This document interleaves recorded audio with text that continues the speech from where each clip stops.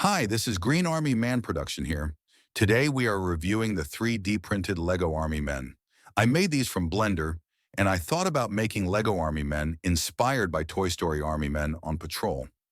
Posing Lego minifigures is hard. Trying to figure out what pose is right without that CGI-looking figure, just a straight-up real Lego minifigure, is hard, but it's fun. I made the first Lego Army Men collection on Cults 3D and Creality for people to purchase for $20. Don't worry, for any holiday that comes out, I will give a discount. Anyway, enjoy the show.